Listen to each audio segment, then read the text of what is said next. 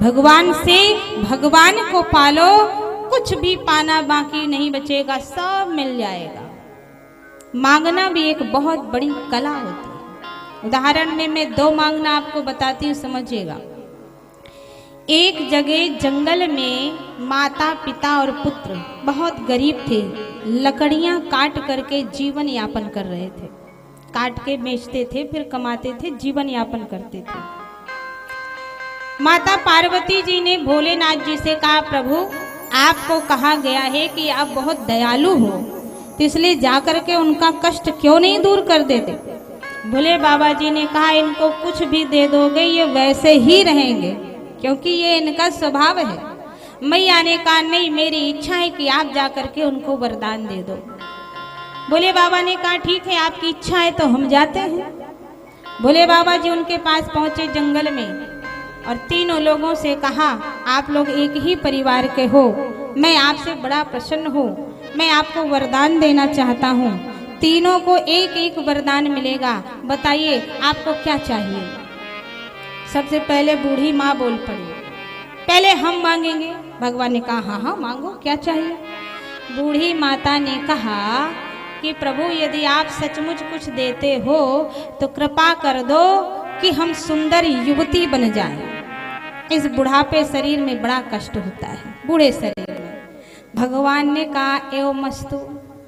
अब वो बूढ़ी माता से सुंदर युवती बन गई। जैसे ही सुंदर युवती बनी ना, तो पति को क्रोध आ गया। क्रोध में हमेशा विवेक शून्य हो जाता है। पति को क्रोध आ गया। पति ने मन में विचार किया कि ये सुंदर युवती बन गई, जाकर के दूसरा ब्याह रचा लेगी, मैं अकेला रह जाऊंगा। सो पति ने गुस्से में आकर के भगवान से कहा, भगवान हमारे वरदान में आप इनको जानवर बना दो। भगवान ने कहा, एवं मस्तु, लीजिए। वही बूढ़ी मैया पहले सुंदर युवती बनी और फिर जानवर बन गई। दो लोगों का वरदान, दो वरदान बेकार हो गया। बच्चा था सो रोने लगा, हाय मेरी मम्मी, हाय मेरी मम्मी। भगवान ने कहा, बेटा रो नहीं, आप एक वरदान आपका बाकी है, बताओ आपको क्या चाहिए। रोते रोते बालक ने कहा, मेरी मम्मी जैसी थी मुझको वैसे ही वापस दे दो, और कुछ नहीं चाहिए। भगवान ने कहा, एवं मस्तु। अब आप जरा बताइए, 3 वरदान दिए गए, क्या किसी को कुछ मिला? किसी को कुछ मिला माता? हाँ तो थोड़ा बोलते जाया करो, मिले तो ऐसे, नहीं तो ऐसे, हम समझ जाएंगे। 3 वरदान परिवार के ही सदस्यों को दिया गया, कोई लाभ किसी को नहीं हुआ। एक ये मांगना हुआ। और दूसरा मांगना भी आपको बताती हूँ। एक जगह जंगल में एक बूढ़ी माता जी बैठ करके बट वृक्ष के नीचे भगवान के नाम का जाप करती थी। अंधी थी, दिखाई नहीं देता था। एक दिन भगवान प्रकट हो गए, मैया आपने बहुत दिन तक भगवान के नाम का जाप किया है, बताइए आपको क्या चाहिए। बूढ़ी मैया ने कहा, आप कुछ देना चाहते हो तो केवल इस शरीर से मुक्ति दे दो, शेष कुछ नहीं चाहिए। भगवान ने कहा, नहीं नहीं, इतने दिन आपने तपस्या किया है तो उसका फल तो आपको मिलेगा ही, बताओ ना आपको क्या चाहिए। मैया ने कहा, अगर आप कुछ देना ही चाहते हैं तो कृपा करके एक इच्छा पूरी कर दीजिए, बस, और कुछ नहीं। अच्छा मैया बताओ कौन सी आपकी इच्छा है, हम अभी तुरंत पूरा करते हैं। बूढ़ी मैया ने कहा, मेरी केवल एक इच्छा है कि अपने पोते को सोने के कटोरे में दूध पीते हुए देखूं। इच्छा क्या है? देखना। क्या देखना? अपने पोते को सोने के कटोरे में दूध पीते हुए। अब आप जरा कल्पना करिए, क्या नहीं मांग लिया इतने में। अकेली है, अंधी है, जंगल में बटवृक्ष के नीचे बैठी एक भजन कर रही है। ना तो बेटा है, ना तो बहू है, ना तो पोता है, ना तो धन है, कुछ भी नहीं है। लेकिन इच्छा क्या है? सोने के कटोरे में दूध पीते हुए देखो। क्या नहीं मांग लिया? सब मांग लिया। बेटा बहू होंगे तब पोता होगा, बहुत सारा धन होगा तब सोने का कटोरा आएगा। एक सोने की बाली, एक नथिया बनवाने में कितनी बार सोचना पड़ता है माताओं, आप बताओ। 100 बार पतिदेव को मनाना पड़ता है, तब जा करके कहीं वो सोनार की दुकान ले जाते हैं, तब जा करके कहीं सोने का कोई जेवर बन पाता है। और सोने का कटोरा कोई साधारण बात है, बहुत सारा धन दौलत राजपाट, बेटा बहू नाती पोता सब मांग लिया, धन दौलत मांग लिया, लेकिन अंधी है, आंख होगी तभी तो देख पाएंगी, यानी अपने आंखों की ज्योति भी मांग लिया। एक वरदान में सब कुछ पा लिया। तो एक वो वरदान है, एक वो वरदान है। कुछ लोग कम से कम शब्द में बहुत सारा चीज बोल लेते हैं और कुछ लोग बहुत सारा बोल के भी कुछ नहीं बोल पाते हैं, यही अंतर है। इसलिए संत लोग कहते हैं मांगना भी कला है, सबके बस की बात नहीं है, इसलिए कुछ मत मांगे, केवल सिर्फ और सिर्फ भगवान से भगवान की कृपा मांगिए, भगवान से भगवान को मांगिए। हे प्रभु, बस अपनी कृपा बनाए रखना, जो दिया है इसे हम अच्छे से संभाल सकें और फिर आपके श्री चरणों में हमारा मन लगा रहे और हम आपके पास अपने कर्तव्य का पालन करने के बाद सही सलामत आ सके, यही प्रार्थना करो।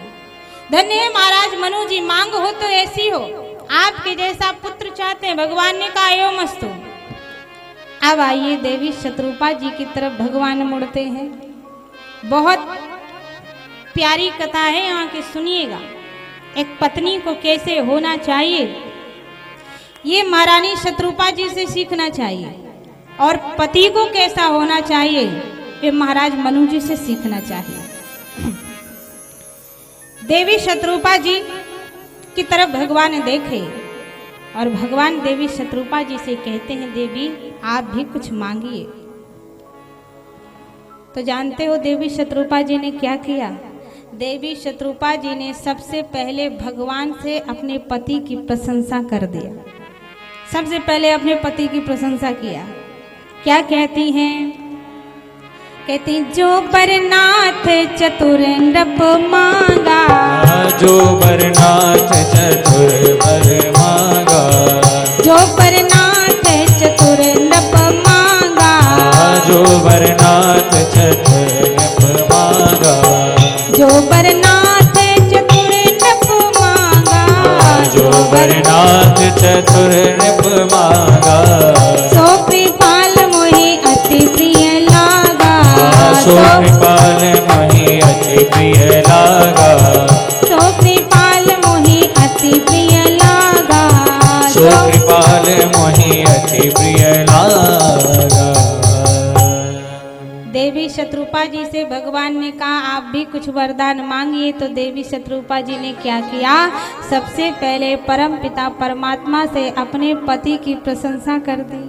प्रभु मांगूंगी जरूर आपसे, लेकिन देखो ना मेरे पति कितने चतुर हैं। जो बरनाथ चतुर नृप मांगा, अपने पति को परमात्मा से चतुर कह दिया। भगवान मुस्कुरा पड़े, अरे इसमें कौन सी चतुराई की बात है? आप बड़ी प्रशंसा कर रही हो, कह रही हो हमारे पति बहुत चतुर हैं। जो बरनाथ चतुर नृप मांगा, सो कृपाल मोहि अति प्रिय लागा, मुझे बहुत प्रिय लगा। इसमें कौन सी चतुराई है? तो देवी शत्रुपा जी ने बहुत प्यारी बात कही। देवी शत्रुपा जी ने कहा हे मेरे प्रभु, भगवान से भगवान को पा लेना ही सबसे बड़ी चतुराई है, बाकी और कोई चतुराई नहीं है। आज के समय में लोग अपने आप को चतुर जानते हो किस चीज में मांगते हैं? किस चीज में मानते हैं? किसी को चूना लगा दिया, खुद फायदा कर लिया तो सोचते हैं हम बहुत चतुर हैं। किसी दूसरे को नुकसान पहुंचाकर अपना फायदा करके लोग अपने आप को होशियार समझते हैं। लेकिन देवी शत्रुपा जी बता रहे हैं पूरी दुनिया के सामने कि किसी को कष्ट देने में चतुराई नहीं है, किसी को नीचा दिखाने में चतुराई नहीं है, किसी को तुलना करने में चतुराई नहीं है। असली चतुराई क्या है? आप भगवान से भगवान को पा लेना ही सबसे बड़ी चतुराई है।